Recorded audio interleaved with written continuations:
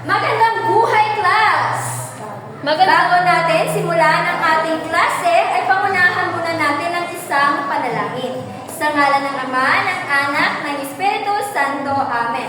Amen. Kaya naman, huwag muna kayong magsiupo para naman mapulot ninyo ang mga basurang nakakalat at pakihanay na rin ng inyong mga upuan. Tapos na ba, class? Yes po, ma'am. Maaari na kayong magsiupo. Sa ating klase ay mayroon akong mga alituntunin na kung saan ay dapat ninyong sundin. Una, makinig sa guro habang nagsasalita. Kung may tanong, kung sasagot sa tanong ay dapat ipatataas ang kamay at nakangiti. At pangatlo, makikiisa at makisali sa mga aktibidad na ibibigay ng guro. At ang pang-apat ay magbigay ng respeto sa bawat isa. Noong nakaraang pulong ay napag-usapan natin ang tungkol sa Kayarian ng pag-uri. at ano nga ang mga iba't ibang kayarian ng pang-uri. Binibini nga kuya. Ito po ay payak, may lapi, inuulit at tambalan. Tama, kaya naman bigyan natin siya ng masigabong palakpakan. So very good! Sa puntong ito ay meron akong laro na kung saan ay magkakaroon kayo ng ideya kung ano ang ating tatalakayin sa araw na ito. Ito ay tinatawag kong wika rambulan. May ipapakita akong mga pinaghalong letra na kung saan ay ipapataas lamang ang inyong kanang kamay at nakangiti kung gusto ninyong sumagot o kung alam ninyo ang sagot. Kaya naman, ito ang ating unang salita. Ano nga ba ito? Binibini nga po yan? Pahayag. Tingnan natin kung tama ba ang iyong kasagutan. Tama, ito ay pahayag. Ang pangalawan nating salita ay ang binibining kinto. Ano nga ba ito? Tuwiran. Tama, ito ay tuwiran. Tingnan natin. Ito nga ay tuwiran. At ang pangatlo ay ang binibining gamang. Di tuwiran. Tama. Ating tingnan. Ito nga ay di tuwiran. Kaya naman, ano nga ba ang ating pag-uusapan sa araw na ito? Meron ba kayong ideya kung ano ang ito? Meron po. Ano nga ba ito, binibini? Tuwiran at di tuwirang pahayag. Tama, ito ay ang di tuwiran at di tuwirang pahayag.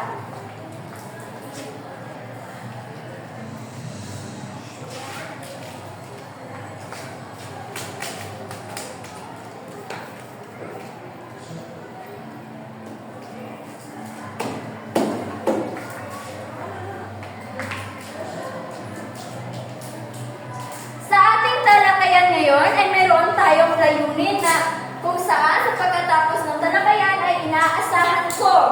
Una, natutukoy ang pagkakaiba ng tuwiran at di tuwirang pahayag. Pangalawa, napapahalagahan ang pagkakaiba ng tuwiran at di tuwirang pahayag.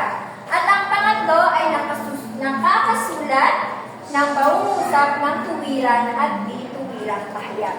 Kaya naman, simulan na natin ang ating talakayan.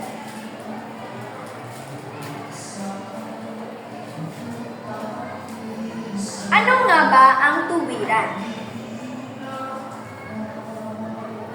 Pakibasa nga binibining gama kung ano ang ibig sabihin ng tuwirang pahayag. Ang tuwirang pahayag ay may mga pinagbabatayan at may ebidensya kaya kapanipaniwala. Kilala bilang direct speech sa wikang Ingles, ito ay tawag sa pahayag na mismo ang nagsasalita ang nagsasabi ng nasabing pahayag.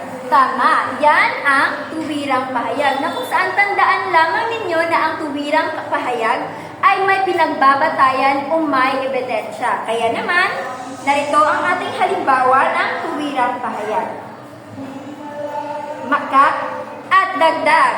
Ang tuwirang pahayag ay ginagamitan ito ng panipi. Madali nyo lamang maiintindihan ang tuwirang pahayag dahil sa bawat pangungusap nito ay mayroon itong panipi at yung may ebidensya talaga ang tuwirang tuwirang pahayag. Kaya naman, una nating halimbawa ay makayanan ko ang lahat ng bagay sa tulong ng Panginoon. Ito ay ang wika ni Prado na siya mismo ang nagsalita. Dahil nga, narito rin ang panipi, kaya atin maintindihan na ito nga ay tuwirang pahayag. At pangalawang halimbawa, ngayon tinanggal ko sa politiko kasi maraming reklamo yung distribusyon ng pera, pati ang bigas na pagkain. Ito ay wika ni Pangulong Rodrigo Roa Duterte. Siya mismo ang nagsabi nito. Kaya naman, dumako tayo sa ikalawang uri ng pahayag at ito ang dituwirang pahayag. Na kung saan ang dituwirang pahayag, maaaring pakibasa ba? Binibining Apuya. Ang dituwirang pahayag ay Dituwirang pahayag ay mga pahayag na bagaman batay sa sariling opinyon ay nakakahikayat naman sa tagapakinig o tagabasa. Ito ang pagsabi o pagsulat muli ng pahayag na mula sa nagsasalita o nagsusulat. magaling binibining Apuya. Ito nga ang dituwirang pahayag. Tandaan lamang na ang dituwirang pahayag ay ginagamitan ito ng mga pangkukol na ayon kay, ayon sa, hinggil kay, at hinggil sa, at marami pang iba. At ang dituwirang pahayag ay hindi ito ginagamitan ng panipi. Sa kadahilanan ay ito ay inuulit lamang niya mula sa orihinal na nagsabi nito. Kaya naman narito ang ating halimbawa ng dituwirang pahayag. Una, sinabi ni Prado na makakayanan niya raw lahat ng bagay sa tulong ng Panginoon. Kung ikukumpara mo ito doon sa ating unang halimbawa, ay nilagyan ito ng panipi at nilagyan rin ng wika ito ni Prado. Ang pangalawa ay ginamitan ito ng pangkukol na ayon kay. Ayon kay Pangulong Rodrigo Roa Duterte, tinanggal niya sa politiko kasi maraming reklamo yung distribution ng pera, pati ang bigas at pagkain. Yan ang ating halimbawa ng dituwirang pahayag. Naiintindihan ba, class? Opo, ma'am! Kaya naman, para mas lalo niyo itong maintindihan, ay may inihanda akong 4 na halimbawa na inyong sasagutan kung gusto nyo sumagot o alam nyo ang kasagutan. Una, sa palagay ko ay walang pasok bukas. Anong uri kaya ito ng pahayag? Binibining Apuya. Dituwirang pahayag. Tama, ito ay dituwirang pahayag. At sunod nating halimbawa ay ang talino ay 1% inspirasyon at 99 na pagsisikap. Ito ay sabi ni Thomas A. Edison. Ano kaya ito binibining Quinto? Tama, ito ay tuwirang pahayag. At ang pangatlo, Ginoong Marco, pakibasa ng ating pangatlong halimbawa at pakisagot na rin. Kapag ang mga tao ay determinado, sila'y may kakayahan na malampasan ang lahat kay Nelson Mandela. Anong uri kaya ito ng pahayag, Ginoong Marco? Tuwira. Tama, ito ay tuwirang pahayag dahil ito ay may panipi at wika rin ito ni Nelson Mandela. At ang panghuli, Binibining Gama. Ayon kay Confucius na ating buhay talagang simple, pero tayo ay siyang nagpa-komplikado ito. Ano kayang uri ng pahayag ito? Dituwiran. Tama, ito ay dituwirang pahayag dahil ito ay may pangukol na ayon kay. Kaya naman, naiintindihan niyo ba ang dituwiran at tuwirang pahayag, class? Opo, ma'am! Mabuti naman kung ganon. Kaya naman, sa puntong ito ay hahatiin ko ang klaseng ito sa 2 pangkat. At magpupunahan kayong ipapataas ang tamang sagot sa talatang ito. Ito ay isang talata na kung saan ay kailangan niyong buuin kung ano ba ang hinihingi nitong kasagutan. Ipapataas lamang ang tamang sagot at kung sino man ang mauna, syempre, siya ang may puntos. Ito ang unang pangkat at ang pangalawang pangkat.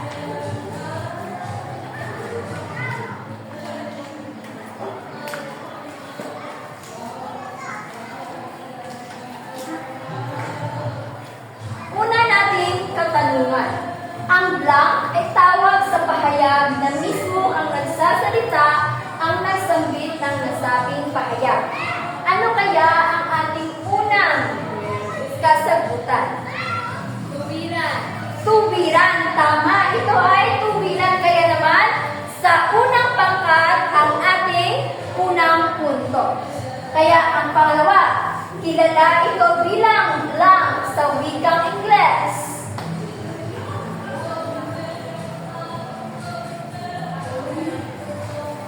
Ano kaya ito? Direct speech?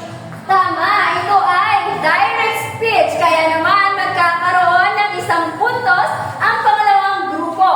Ito, pareho may isang puntos na ang ating bawat grupo. Ang pangatlo, ang blank ay tawag sa pahayag na may ibang taong nagsabi ng nagsasalita. Unang grupo, ano ito?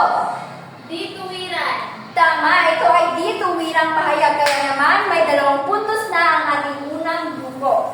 At ang pangapat, blank ito sa wikang Ingles. Indirect speech? Indirect speech. Ito ay indirect speech. Kaya naman, mayroon kayo na dalawang puntos. Kaya naman, sa panglima, ay ano kaya ito? Dito natin malalaman kung sino ang mananalo. Blank sa unahan at huling salita. Panipi. Panipi. Ito ay panipi. Kaya naman, klarong-klaro na ang nanalo sa ating pangkatang gawain ay ang ating unang pangkat. Kaya naman, bigyan natin sila na masigawang palakpakan. Ngayon, gaano nga ba kahalaga ang mga pahayag na ito? Muli, ano nga ang ating dalawang uri ng pahayag? Tuwiran at di tuwirang pahayag. Tama, ito ay ang tuwiran at dituwirang pahayag. Gaano nga ba kahalaga ang mga ito sa ating pang-araw-araw na buhay o ang ating paggawa ng mga salita o pangungusap? Si Marco. Binibining Quinto, gaano nga ba kahalaga ang mga ito?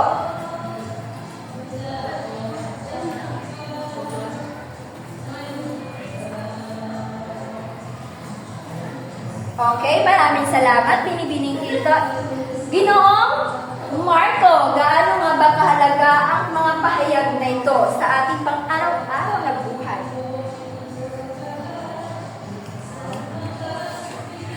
So, para sa akin, importante siya sapagkat nagagamit natin siya sa pang-araw-araw na komunikasyon at pagsasalita, lalo-lalo na sa paggawa ng mga talata o mga literaturang gawain na kung saan magagamit sa pang-edukasyon at lalo-lalo na sa profesyon na ating ginubuhat. Magaling, Ginoong Marco. Bigyan natin siya ng masigabong palakpakan.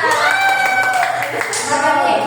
Batid kong marami na kayong naiintindihan o naisapuso at naisaisip ninyo ang ating talakayan sa araw na ito. Kaya naman, kumuha ng papel na kung saan ay may sasagutan kayo sa loob lamang ng 10 minuto. Ito ay tukuyin lamang kung tuwiran o di tuwirang pahayag ba ang mga pahayag na ito. Sa puntong ito ay magsisimula na ang oras ninyo sa pagsagot.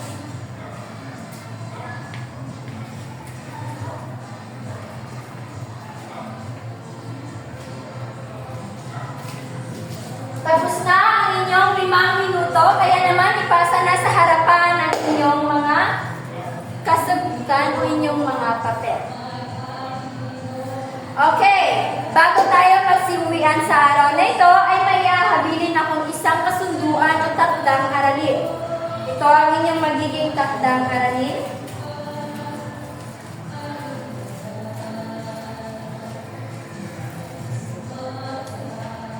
Na kung saan ay sumulat ng sariling sanaysay na may mga tuwiran at di tuwirang payag tungkol sa kasalukuyang pangyayari sa bansa na ang layunin ay makapanghikayat sa kanyang mambabasa. Maaaring gamitin ang mga sumusunod na mga translational device. Gawin ito sa isang kalahating papel. At narito ang ating mga transitional device. Sa katunayan, bilang patunay, sa totoo lang, isang katotohanan at patunay rito. Naiintindihan ba ninyo ang ating takdang aralin class? Yes, ma'am.